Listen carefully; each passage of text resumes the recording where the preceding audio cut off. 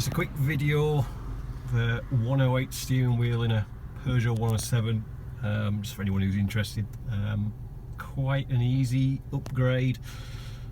Just need the 108 dash loom and a 108 clock wheel, and then just need to repin a few bits and pieces to get the controls working. Obviously you'll need a connects to stalk controller box and things, but basically you just need to trace the wires out of the 108 loom, and then you can plug and play.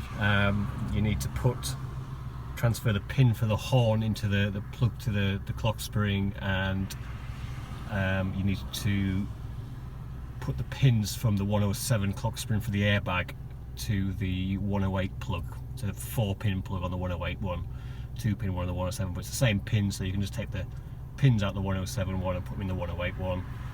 The wire colours are the same, so it's very easy to trace, and it pretty much, most of it all works. You've got your volume, you've got your skip, source, the phone buttons, that one works, but for some reason this one doesn't do anything.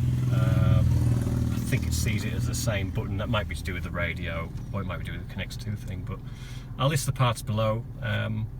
Quite an easy mod for anyone who fancies it.